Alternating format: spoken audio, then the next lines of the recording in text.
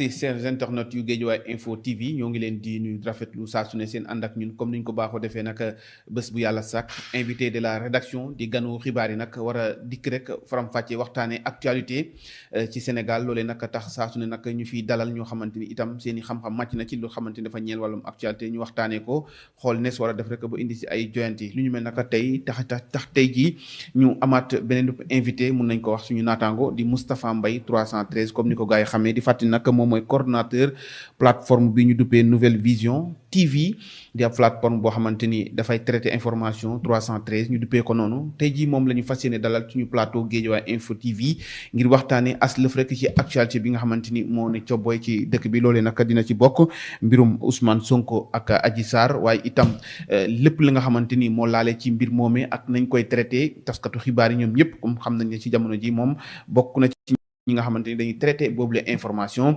laataa nag ñu soobu ci li nga xamante ni mooy ànd sàmm jikko yi ak seen doxalin loolu yëpp nag daañu ko faram-fàcce ak suñu gan boobee di fàttali ne moom mooy Moustapha Mbaye di coordonnateur plateforme Nouvelle Vision TV 313 Moustapha ñoo ngi lay nuyu di la dalal bu baax a baax ci Guédiawaye Info TV.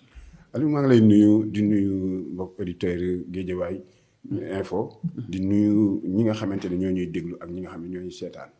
di wax asalaamaaleykum. waaleykum salaam mbégte la ñu am saa su ne nag dalal la fi sëñ Mbaye ci plateau Guédiawaye Info TV yëpp wax nañ ko sànq waxtaanee nag mbirum actualité tey jii tout d'abord actualité bi nga xamante ni daanaka boobu ak léegi kenn mënu ci wax ci mbirum Ousmane Sonko Adji Sarr tey jii ban aperçu nga am ci loolu. waaw Aliou xam nga mbiru Ousmane Sonko ak Adji Sarr souvent bugguma ci di sori ci yenn wax yi parce que lu tax dama naan mbir bu nekkee ci mbiru yoon.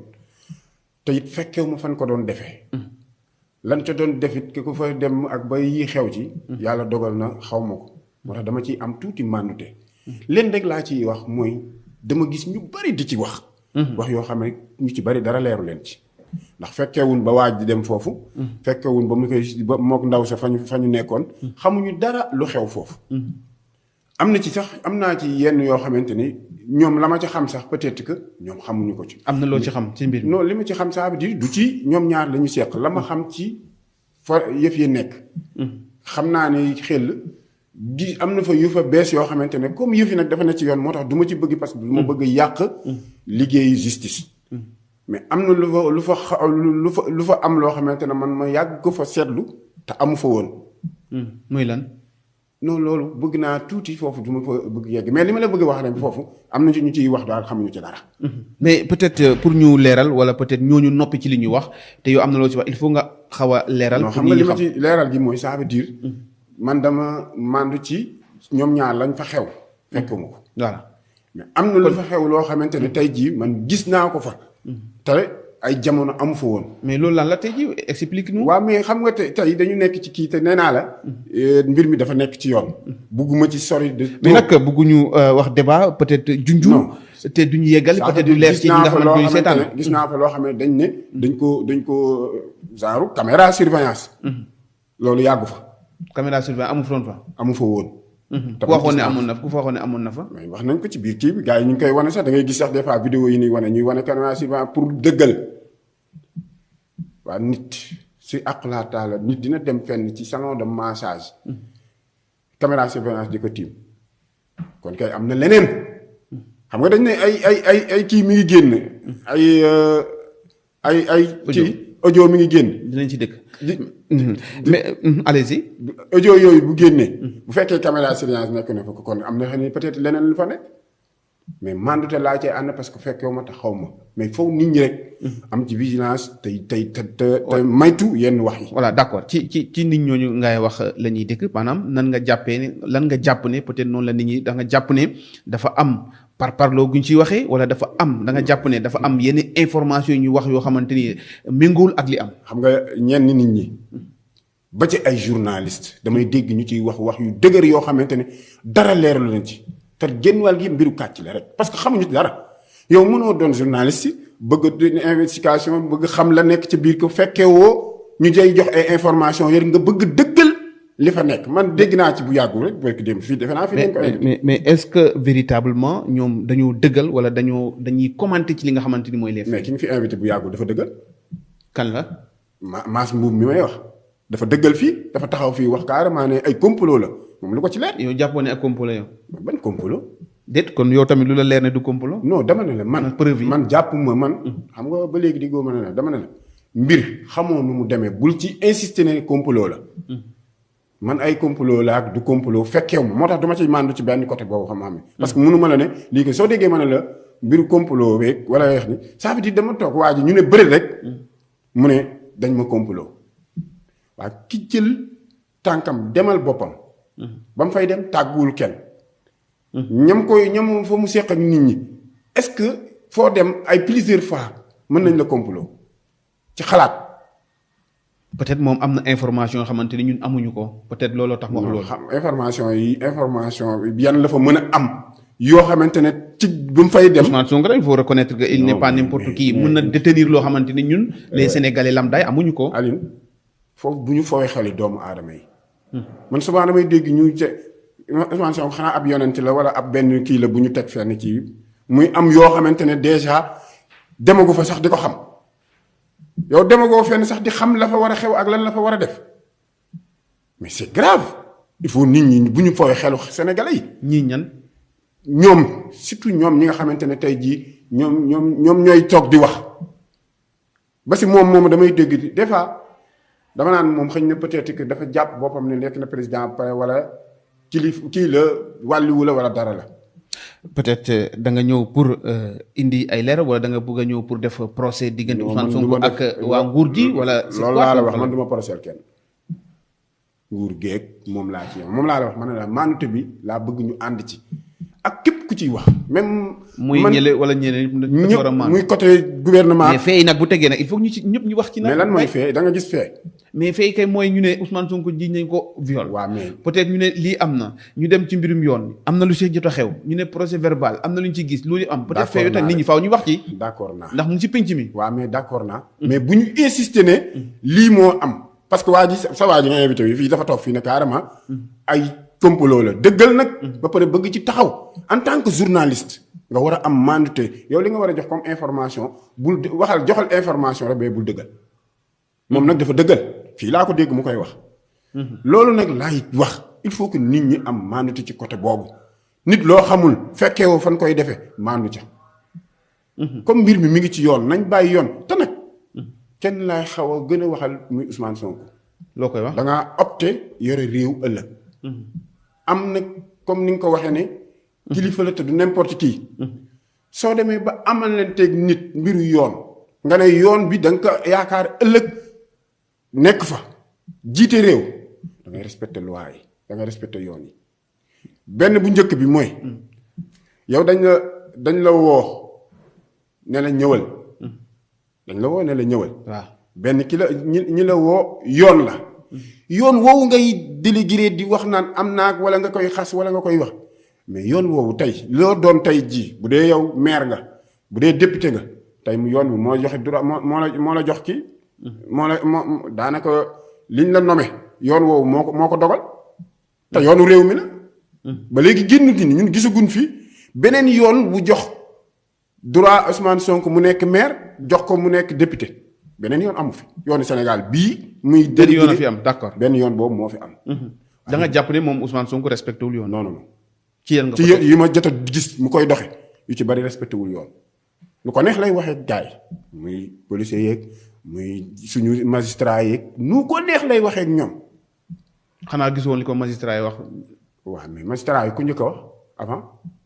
mais moom peut-être li mu wax ak ñoom li ñu ko tontu gis nga différence bi. waaw xam nga déggoo li ñu wax ñooñu li ñu tontu ñoom li ñu dafa lu leer la ñu wax dañu ne fii nekk luñ fi kenn ñëpp lañ ci yamale te c'est vrai man ma wax la benn affaire. li ma gën a respecté ci Sénégal mbiru yoon ci la bokk. fii ñu ci bari dañuy wax yoon amu fi waaye tooñal yoon coow li gars yi fii la ñuy nekk ci télé yeeg rajo yi di rati bàppi de mais kuñ ci woo ba nga dem buy ji leneen ngay nettali wala leneen ngay wax. man gis naa ñu ci bari ñu woo leen fii ñu nekkee fi fekke naa ñu ay kii yoo xamante ni ay nit yu ñu woo mais ba ñu génnee la ñu wax ci biir ak la ñu wax ci biti du benn du fi jeex ci ay autorité nag ay kilifa mais chaque jour da ngay dégg fii ay nit ñoo xamante ne buñ leen laajee dékk leen micro rek. ñuy ratatati di wax. d'accord mais tamit Moustapha léeg-léeg nag affaire yi dafay xaw a am tuuti paradoxe ndax tey jii yow tamit taskatu xibaar nga ndax da ngay yëngatu ci wàllum traitement de l'information mais léeg-léeg ñu gis peut-être nga waxee noo xam wala nga doxalee noo xamante ni dafay jeng. ñi ñu bari dañ ma koy wax. lu tax loolu mais man. mais loolu tamit c'est. waaw d'accord xam nga man du ma jengal kenn parce que du ma fi nekk lu ma fi kenn nee naa la. mais jeng nga man nee naa la d'accord man moom du ma journaliste dama la koy wax teel. wax naa la ko te dama koy waxati.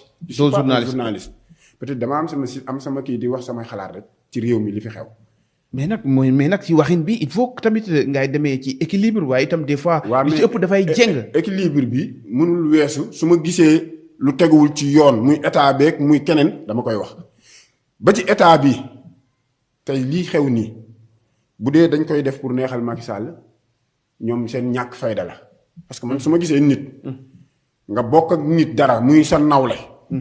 nga bëgg lu ko neex ba tax nga koy sosal nga koy créer ay dara. wala ngay am leneen loo xam ne da nga koy def pour li ma jàpp. bu dee dañ looloo leen tax a jug. dañ ñàkk fayda. waaw de mais parce que man du ma ko defal kenn man koo mën a doon du ma la yëkkatil pour defaral la wala pour bëgg lu la neex. ba tax ma lay créer ay mbir. d'accord ñu ngi ci woon ci mbirum complot la am du complot. mbir mi yàgg presque am na at lu yàggul dara récemment gis nañ ay vidéo ay audio yoo xamante ni fuité na ñu naan Mamour Diallo te xam ne Mamour Diallo ñu mel ci ñi ànd ak président de la République il n'est pas n'importe qui ñu ne ay audio la mu doon wax ak soxna si nga xamante ni peut-être moom moo jiiñ Ousmane Sonko ci wàllum viol mais est-ce que loolu bi ñu ko gisee ak audio yi nga xamante ni fuité na ak li coow li fi am yëpp est-ce que tey loolu du joxe raison ne peut-être li sa naataango bu doon wax maas boobu nga xam ne journaliste est-ce que du jox dëgg ñi naan complot la. xam nga lu tax ma wax lu tax loolu peut-être que wax ji xaw a am na mu demee.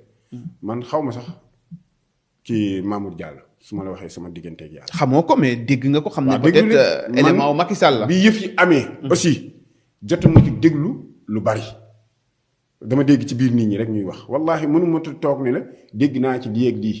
sama digganteeg yàlla dégluwoo audio bi. wallahi dégluwuma ko. mais da nga ko waroon déglu nag Mbaye. xam nga bari na yoo xamante ne du fa du ma ci abusé wu de trop parce que dama jàpp ne su waree leer rek dana bu ñu demee tribunal dina leer te foofu la nit ñi war a xaar ñun ñëpp dañoo war a xeex yëf yi dem ci yoon leer fa. d'accord mais est-ce que li ñuy gis nga audio yi li am tamit xel dina dal ci tribunal. xam nga ne mbiru audio.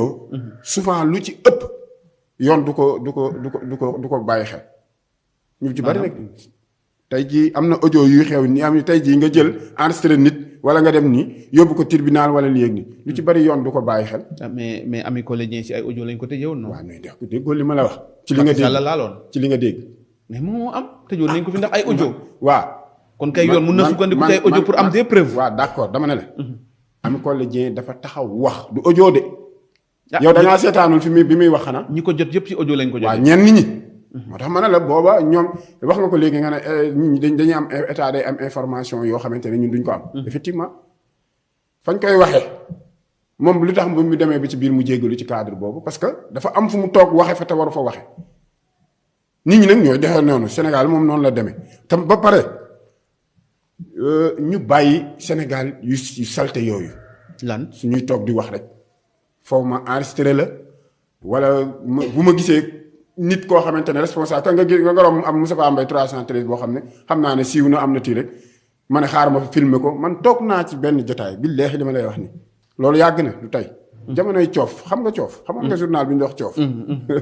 ma dem toog fenn di reer nii rek nit photo ma fa ñu génne ko ci coof wax ci ay wax yoo xamante ne te wallaahi yàlla seede ne damaa xiifoon rek dem toog fa. xam naa nag ñi ma seqoon comme ay nitu xamele ñu dañu wax ko ci yëf yi kon ça veut dire jikko yooyu sénégalais yi commencé tàmm day yàqum réew te fii fu doon lu fi waaye ñu xamal nit lu ne ñu weer ko. wala ñu génn ko mais ça va audio yi feeñ. du kenn jàmbur enregistré keneen enregistré ko ndey mbili gis bu moo ko enregistré. waaw mais loolu la leer na état bi mënu ko def. état ban mun na def lan. mënuñu génne audio yooyu. maanaam génne ko pour ban intérêt. ah kay lu ne nga ci lu ne mën na cee nekk di mën nañ ko génne sax pour waa ji. non je ne comprends pas génne ko xam nga soo déggee ma wax la. mën nañ ko génne sax peut-être que pour salf ak kii waa ji ba ma waa ji parce que gars yi fii lu ne mën na fi ne. dama la jox néew ma la moo am da nga jàpp ne manipulation. yooyu yëpp mën na ci ne muy ci état bi ak ñeneen ñëpp. gars yi mën nañ ko def pour sax déligrer waa ji rek ça veut dire que. kaddu yi Baye Mbaye MC nag. souvent ndax mooy Serigne Adji Sarr tamit. waaw ci moom la jébalu. kooku man dama jàpp ne dafa wor. maanaam. xam nga nit bu ñu waxantee dara ñu seq ko maag yow ba ma la koy jox waxuma la lii laa ci jublu wala lii laa ci jublu soo bëggee rafet te nga doon kilifa moom Baye Mbaye MC du n'importe qui man xam naa ko. man fa mu jànge dama fa jàngi. fa mu dëkk fa mu soqi ko dama fa jànge. léegi ma xam fa lu bari ñu xam ci màndute ñooñu ak diine ji ne ci ñoom. ñu respecté nit nag. ku dem tey ba ñu seen xam ne foofu diine rekk leen ñor leneen ñoru leen. ndax lu ma xam dara ndax fa ma jàng la. kon nit boo dee kilifa tool jóge fu kër gu mel noonu jomm nga di def loo xamante ne bu ëllëgee bu nee fu mu jóge ñu ne ci doomu diw la jóge. mais fi dayoo bi toll. Baye Mbaye nekk kilifa am dayoo bi fi mais Baye Mbaye lan la. nee na Serigne Adji Sarr la. waaw ci moom la jébalu. nag soo amee sa taalibe yu mel nii am neneen nga ko mënoon a waxtaane ak neneen nga ko mënoon a joxe information yi mais pas di ko wili pande. yaakaaroon ne joxe na ko neneen dafa yëfee toll. foofu waaw mu mais joxe ko te itam. kon moom am na ci responsabilité. ci naka. responsabilité moom moo ko joxe parce que kam ko séqal ci ñoom ñaar bu ca yamoon du génn. est-ce que ki ko jox bëggutoon mu joxe ko pour mbir mi yëpp leer. waaw moo tax ma wax déedéet foofu waxtaanewuñ ko xam nga ñoom Adji Sarr du nem ne ko damaa bëgg jox la lii nga dem joxal ma ko diw wala léegi lii ah ci conscience bu ma xalaat.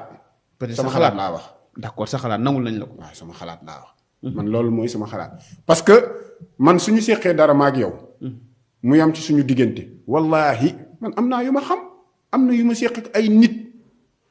am naa loo xamante ne wallahi yàlla seede na su ma ko waxoon tey wala ma génne ko tey ci réew mii bu subaa ma gars yi ñooy fekk fee fanaan sa ci lan la ci mbirum Ousmane Sonko Adji Sarr wala ci lan non du vidéo yeneen boobu sax boobu ay mbirum Adji Sarr Ousmane Sonko léegi la yàggut xam nga wax naa sama benn vidéo sama benn émission ma ne leen journaliste yi bari na lu ñu xam ne dañoo noppi rek su ngeen di suñ déggee fii coow li di wax nii ak nii journaliste yi bari na lu ñu xam de ba ma koy wax ci affaire gars yee tax ma wax ne xam naa dinañ ci ñëw léegi ci waa sàmm jikko yi xam dama bëgg sénégalais yi ñu ànd ak mandute ci yenn xew-xew yi te ñu seetaat doxalinu sénégalais yi bu internet bi commencé na salfaañu suñu réew commencé na yàq réew mi commencé na indi jafe-jafe ci Sénégal léegi booy wax sax da ngay sóoraal da ngay yërndu di xool ba xam kenn gisu la wala kenn xoolu la wala kenn enregistré wu la sa néeg sax boo ci nekkee yaa ngi wax mais yaa vocal yooyu yónnee wala dara sax yaa ngi tiit mu fiite wala nit génne ko wala léegi lii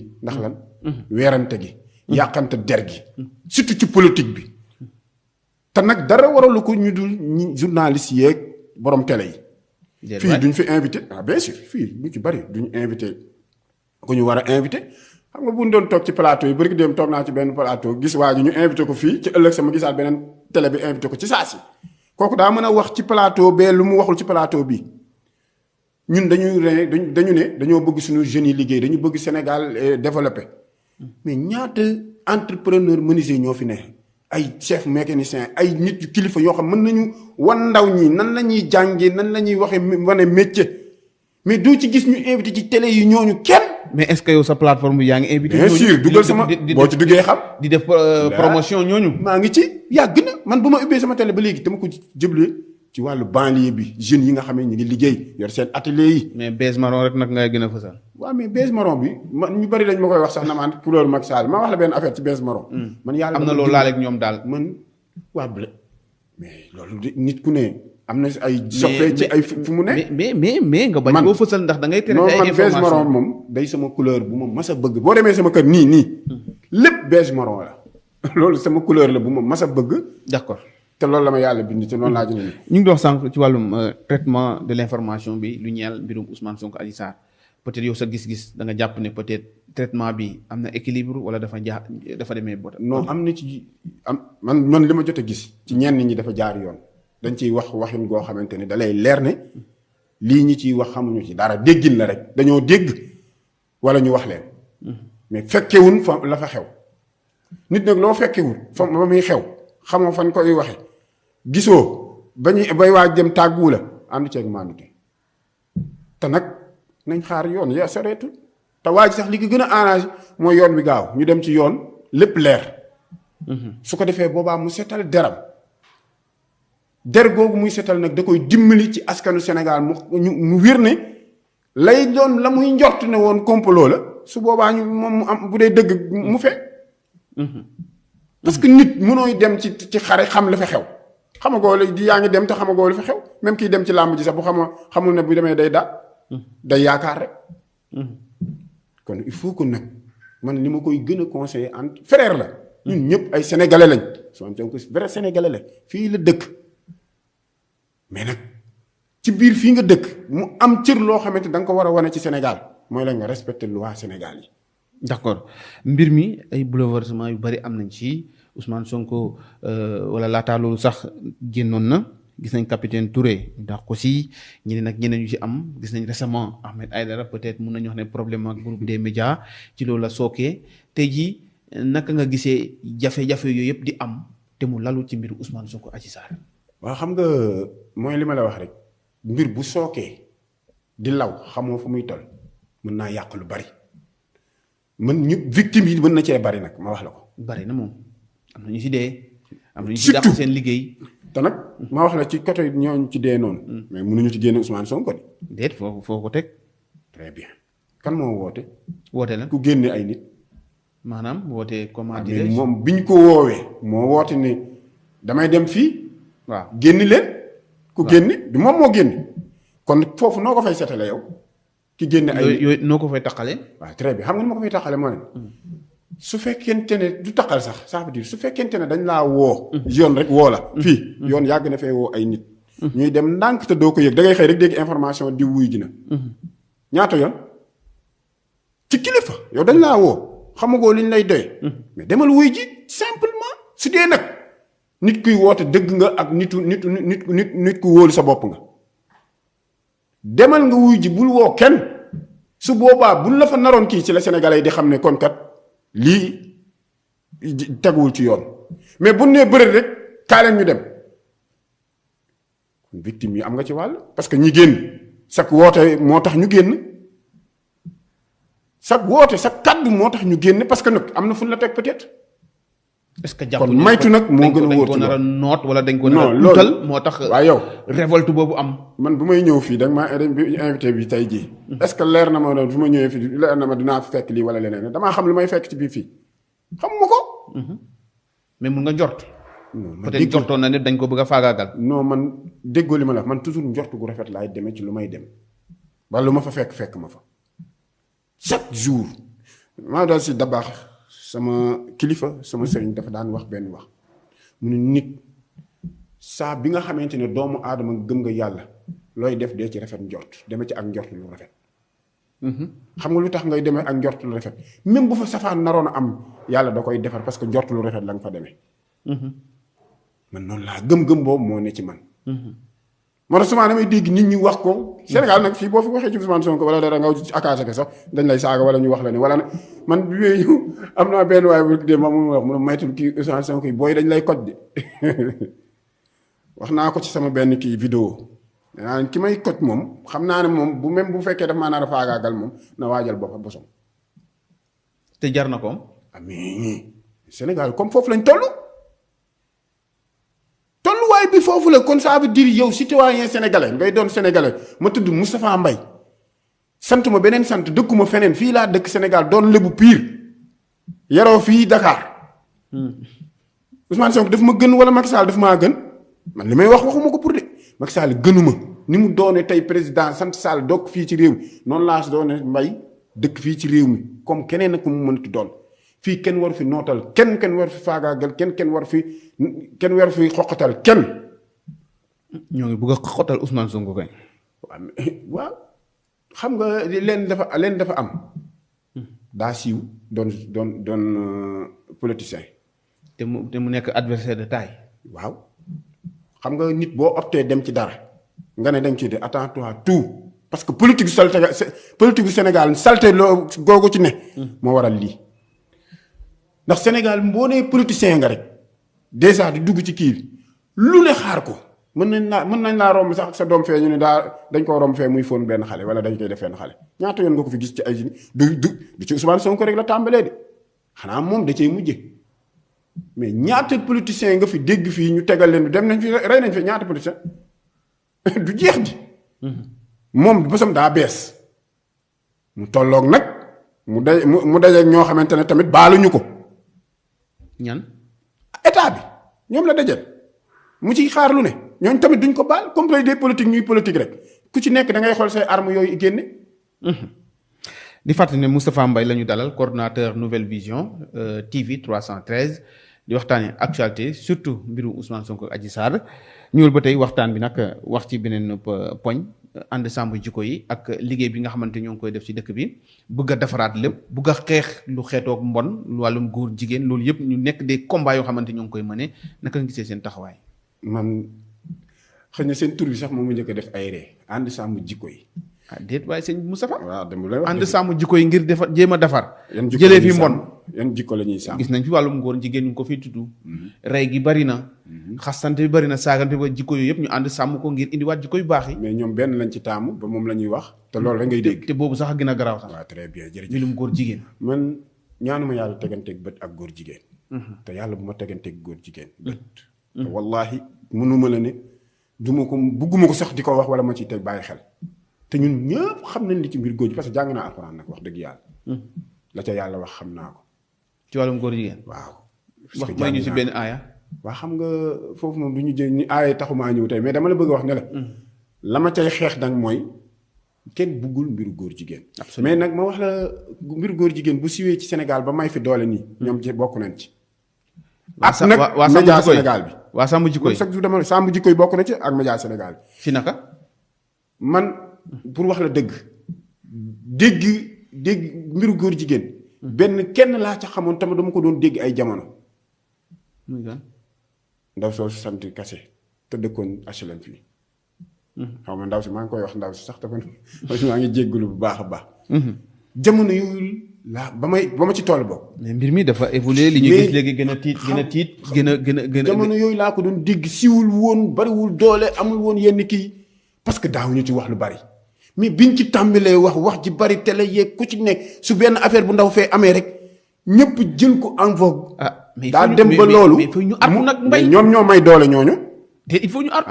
déglu ma ndax lii raam ci ñag ba la jëm. xam nga nit booy artu dara dafa am noo koy artoo mais ñoom ñi ñuy doxee ni artu wuñ. déet lan nga te jàpp benn ñoom gis nga booy sàmm jikko da ngay fekk sa jikko gën a baax ba pare nga doog a sàmm jikko ñeneen. attends tey jii ñi nga xamante ni peut-être ñi ko jiite ay kilifa diine. kese daanaka lan moo tax nga bëgg a taxaw neen seen jikko yi yan preuve nga ko bëgg a teg dama seetaan waa ji ci benn télé déggoon naa ko ci beneen télé sax ñu laaj ko wax loolu ñu ne ko yow lan moo la ci leer mu ne moom dafa yaakaar dafa gis ne mi ngi laaw dafa yaakaar yow loo tegul sa bët laaj leen ndax ñoom mas nañu toog ñu des gis góor jigéen ñenn ñi duñ la ko wax. mais affaire yi nekkul de question ak ni actualité yu développé ak li ñuy gis ak li ñuy dégg mais sànq nga gis ko sax war nga artu. non ñun déggoo li ma la wax yàllaa ko njëkk artu ndax bon gi mu bon ak ñàkk baax gi mu baax ñoom mën nañ gis nga buñ ko doon xeexee ci beneen fànn damay d'accord ak ñoom waaye ñu ci bari ay mouvement lañ créé mouvement yi doxatul rek ñu viré ci beneen côté. dama lay xam naa ko de ñoom ñi dañoo yoroon ay mouvement politique nekkoon ci mbiru politique yi seen mouvement yooyu doxatul ñu gis ne lii buzz la ñu dugg ci. li nga wax garaaw na de. non dafa garaawul ndànk sax ñun Sénégal lañ dëkk di man xanaa lu mu gën sax xëy na yàlla maa ngi. ay nitu daara ay kilifa diine kese nga naan ay mouvement politique. xam nga nekk kilifa diine yomb na de ak nitu daara man nitu daara la. xëy na duma kilifa diine mais nitu daara la. ci lu wér. waaye dama la bëgg dénk ñaar mooy lan gis nga waa ji daf ko laaj barki démb ne ko lu tax waa ji moom saa bu kilifa bu ñëwee ci kilifa diine yi seeti ko kilifa diine yi yëkkati ko teg ko ci kaw te yéen li ngeen di xeex ci moom la war a jóge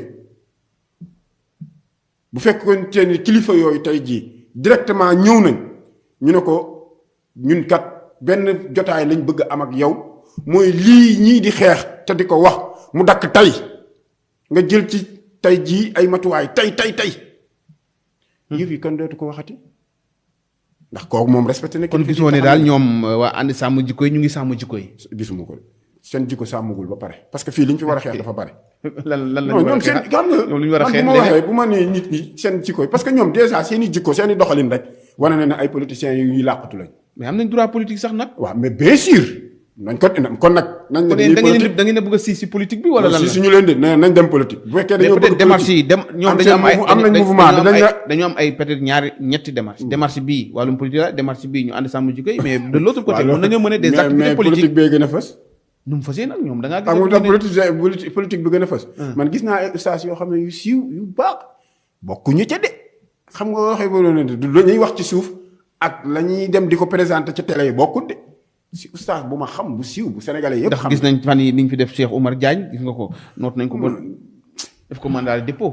xam nga Cheikh Oumar Diagne moo toog tooñ wax délégué nit wax ci kanam ka mu tooñ nag moo koy dem ak moom ci yoon nañ nangu. daa tooñ moo tax. waaw kon jeex na boo tooñee kay moom loolu ca fekk yaa ko yóbbi sa bopp moo tooñ. man seetaan naa émission boobu ñuy wax te sawaaj yii nga xamante ne moom nga fi invité Barki Demba Ndiaye moo ko doon def moom génn ci émission am lañ ko waxee. wala dañ ko bëgg a jaay doole boobu. jaay doole. ndax comme Sénégal fii daal ça dérange quoi. non du cadre dérange man nag loolu moom mooy li ma la doon wax léegi nii fii boo fi doonee yenn waxkatu télé xam nga Sénégal léegi ñëpp dañ leen def ay politiciens wala ñu def leen ay journalistes parce que dañoo mën a toog ci plateau yi di wax rek ñu favoriser leen. xam nga dégg nga fi sawaaj yi sax Ahmed Aïdara ñu ne la mu amul carte presse xam nga dégg nga ko fi yenn di ko wax. fii bari na fi gars yoo xamante ne mënu la ne lii mooy sama carte presse buñ ko amee dañ koo fabriquer rek waaye xaw ma ku koy joxe di sesti moo leen di joxe xaw ma kii. amuñu ko gars yi amuñu ko foofu directement kon ça veut dire ñuy toog ci télé di wax rek taxul nga am nekk journaliste mais fii boo toogee comme man mi tay ci rek ñu ngi may jugé am naa sama site maa ngi toog di wax rek mais dañu may jugé journaliste du ma journaliste. mais peut-être gars yi am na loo xam ne dañ koy ignorer ci biir ndax gis nañ yaakaar ne du Sénégalais yëpp peut-être yow mii xam nga li ci biir. les tenants et les aboutissants mais ki Sénégalais bi lam daal di seenaan dafay jàpp ne ku yor micro rek. te journaliste tax na ngay jàllale information. te gis nga nag man dama ko commencé ci man. loolu état bi moo ci war a jug. mais ñu ngi ci. ñu ngi ci. ba kañ assainir la presse. peut-être que c'est des démarches yoo xamante ne dafa xaw a fanaan ndax li leen ñor ñu ngi koy voté chaque jour ci loi yi. mais voté nañ lépp fi ñu toll nii peut-être appliqué moo des. te xam nga Sénégal peut-être problème boobu la ñu am. loi dañ ko fi indi voté mais application mooy. waaw mais application bi da leen a ñorul bu leen ñoroon suba mu taxaw. sa gars yi la de. non du bàyyi di ma wax sa gars yi suñu gars yi la bokk parce que ñun ñëpp ci lañ nekk. waaw bees gisoo bees sax nga ñëwee fii. waaw mais man moom yàlla dinaa ne marron bees day sama couleur. waaw loolu moom sama yàlla bindee na ma ko. mais li ma la mën a dénk daal mooy. Sénégal bu ñu bëggee mu dox. li fi nekk ñu war ko kaa surtout waa ànd sàmm jikko yooyu. bàyyi sàmm jikko yi. non dama leen koy wax directement man gëwuma seen mouvement boobu. te it li ñuy wax sàmm jikko yi ñoom nañ sàmm seen i bos ba pare doo ko sàmm bosu nit ñi. askanu Sénégal ñoom ñuy sàmm seen i jikko. non xam nañ de ñun xam nañ lu bari dañoo nopp waale. loo xam ci ñoom. non man du ma wax ci ñoom du ma li ma xam ci ñoom. non non mënoo ñëw fi naan nañ sàmm ci jikko te peut-être ñun. li ma xam ci ñoom du ma ko waxee fii mais li ma leen mën a wax daal. mooy ñu ngi lay dégg li ñuy xeex ñu ngi may dégg man dama leen a joxoon direct ñoom waa ànd sàmm jikko yi dama ne nañ sàmm seen i jikko ba pare doo ko sàmm ak jikko askan wi bu ñu sàmmee seen jikko ba pare doo ko sàmm jikko askan wi. cay mbay. non li may wax man ragaluma ko parce que gis nga ñun sénégalais leen ñun ñëpp fi lañ dëkk wax naa la ko léegi nee naan bu fekkoon lu ñu waay xamal nit lu ne ñu yóbbu ko ci presse wala rajo yi kon lu bari dana doy waar. mais nag dañuy noppi waale parce que yarewuñ ñu loolu. dëgg la en tout cas kontaan naa bu baax a baax ci waxtaan wi waxtu wi nag xuus na jëm ci jeex. li duuf si nag yëpp du xaj ci cin bi. jot nañ fee faram-fàcce lu bari. di tëjee leen ñu bàyyi la voilà allez-y. Aliou mooy réew mi ñun ñoo ko bokk. ñëpp ay sénégalais lañ. su baaxee ñun la baaxal. su bonee it Sénégal la ñuy wax. li ma gën a bëgg ñu koy def ñu respecté kilifa yi fi nekk. muy bu diine bi muy président muy ku mënti doon. sooy wax ak sa kilifa wàcceel sa bopp nga jox ko cëri kilifa mais booy wax ak sa kilifa. saaga sax xalaat nga koo teg ci kaw deram parce que lu tax dangaa toog ci plateau di wax wala fa nga toog ca télé ba lañ naan nii tey buñ xëyoon ñëw indil la problème télé ba yëpp jug wala mbokk yëpp jug te duñ bàyyi xel la nga wax ci ëpp ndax ku ne buñ ko tànnoon ci sa bopp wala nga tànn ko ci say waajur. defe naa booy waxati di nga xool bu baax li ngay wax. nañu sàmmaat suñuy wax te xoolaat suñu doxalin. sàmmaat jikko yi. jikko yi ñooñu moom du ma leen jox ay buzz nag. sàmm suñuy kaddu. sàmm daal en tout cas. waaw sàmm suñuy kaddu xam nga sàmm jikko dafa yomb. yow xam nga sa jikko ni nga mel. wolof danaan jikko ak borom pax. lu waral ñu wax loolu. kon ñoom xam nga lu ñu war a njëkk sàmm. am na lu bari luñ fi war a xeeñ. waa ji wax na ko barki dem nee na ko yow carte caga yi fi nekk mosu leen ko xeex dañ ko mos a xeex. te nag auberge yi bari na def ñu fiy dem yëpp ñoom génnew ma leen ci. ñu ngi gërëm waa Guédiawaye info di gërëm sa auditeurs yi di gërëm ñi nga xam ne ñoo lay déglu ak ñi lay seetaan yëpp. di wax asalaamaaleykum wa rahmatullah. maaleykum salaam mu nekkoon Moustapha Mbaye moom mooy coordonnateur naka plateforme bi ñu duppee Nouvelle Vision TV 313 ñëpp nag xam ko ci Moustapha Mbaye 313 tey jii moo nekkoon ganu rédaction bu Guédiawaye Info TV doon waxtaanee actualité la ca gën a fës nag bokkoon na ci mbirum fait de société yi Ousmane Sonko ak Adji Sarr waaye itam ànd sàmm jikko yi gis nga nag dal na leen bu baax a baax nag waaye nag noonu la leneen ak keneen itam ci jotaay invité de la rédaction ci Guédiawaye Info TV lay amee saa su ne nag ci waxtu wi mbokk yi cant ak ngërëm ñeen na leen ba ëllëg ak beneen gan fi ak boobu ñu bàyyi leen ngeen wéy ak suñu programme cant